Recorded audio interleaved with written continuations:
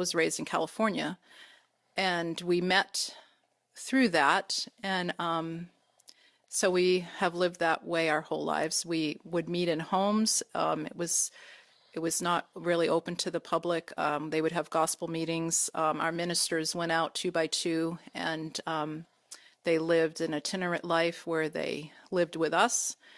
And the things that we were taught was that it was the only way to heaven, and that you had to hear the gospel through the ministers, which we called workers. And so we thought this was wonderful, and we loved it for all the years. We would have conventions once a year. That was a 4-day convention, and knew people all over the world. Dale was a pilot for United Airlines, and he met people everywhere. So what happened was one of our ministers that was actually an overseer of Oregon, he died in a motel room, and they found out that he had been doing a lot of things that we didn't believe in, and a lot of child sex trafficking and things like that. And Sexual immorality. so at the time, we just thought that it was a one-off, that he had been a bad person, and we knew him and thought he was an awesome speaker. And so at that point, we were just really concerned, but we just thought it was, maybe just one thing. And then there was an investigation opened up so that people that had been abused by him could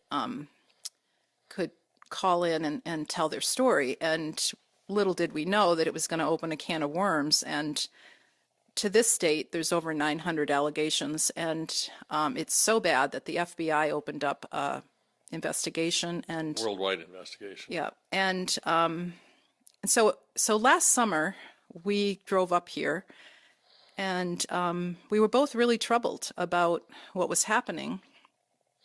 And so it caused us to really pray. Like, we believed in God, and we thought we were walking in his perfect way, I guess is what you'd call it. Well, and we believed in Jesus dying on the Yeah. cross for us. That was our salvation. Yeah. But so what happened was we both started praying desperately. And Dale has an amazing story to tell, but I'm going to tell mine real quick. I was praying about the ministry, and I said, I just don't understand what is happening. Like, why is this? What is this?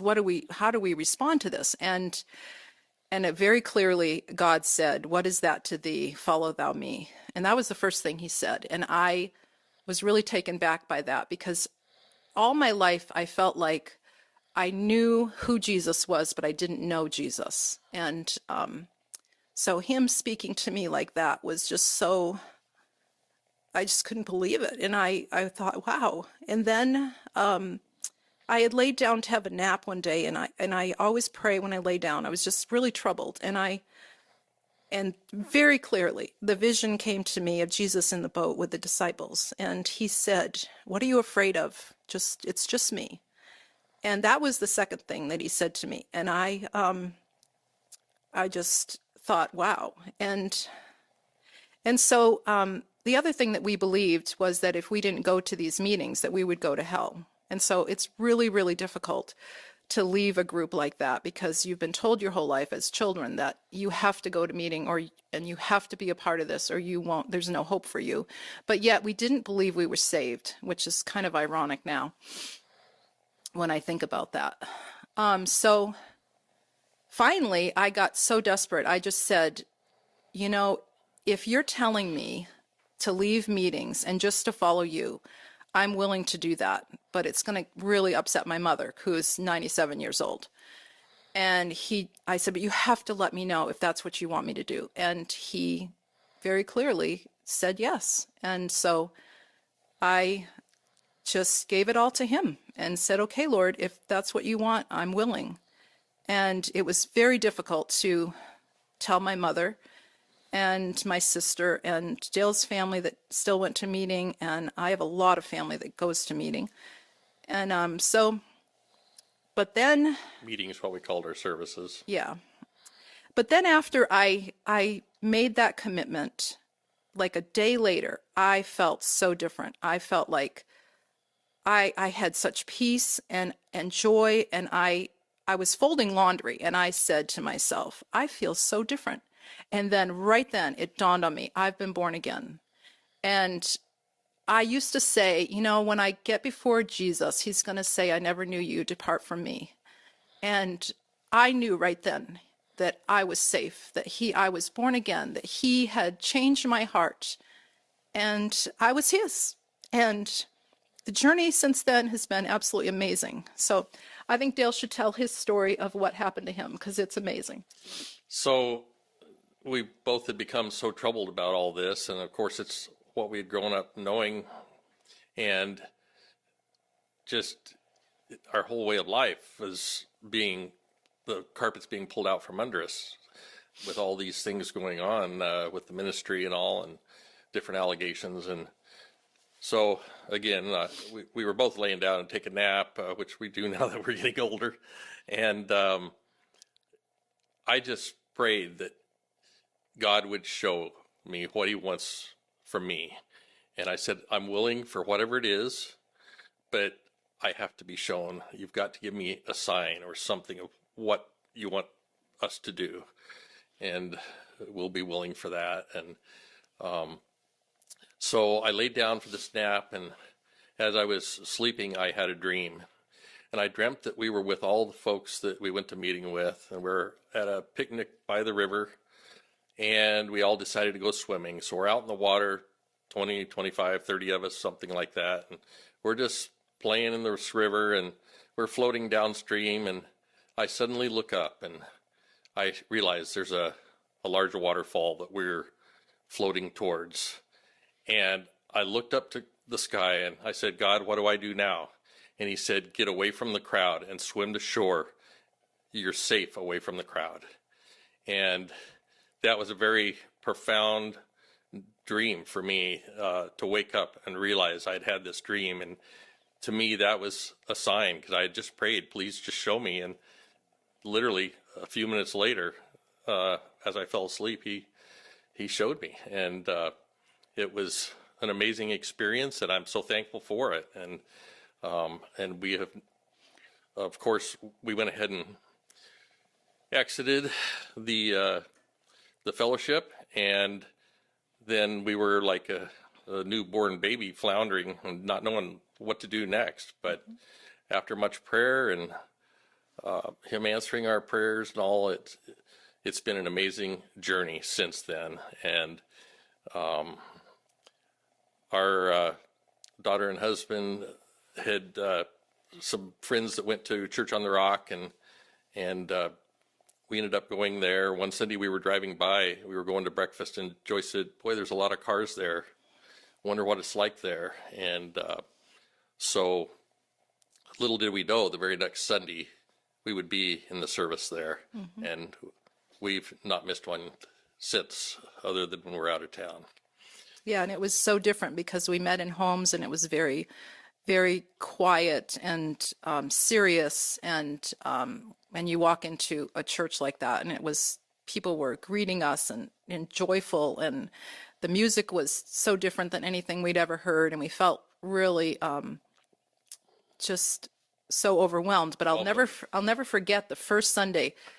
We never really was open to strangers coming into our gatherings, because they were supposedly just really special. And when the pastor spoke that Sunday about if anyone here has put a needle in their arm this morning, or had a drink, or have some kind of addiction, you are in the right place, because Jesus will help you. And it just spoke to me so much, because I thought, wow, God is doing such a marvelous work in this world. And I didn't know that. I thought that our little group was the only ones that were going to go to heaven. And then to see what God is doing is just, it's mind-blowing. And so we left here and went to Arizona, and then we went to Colorado. We helped with harvest there, and we went to a little country church, and they were so welcoming, and just what we needed. And and we have a gathering in Arizona where we live that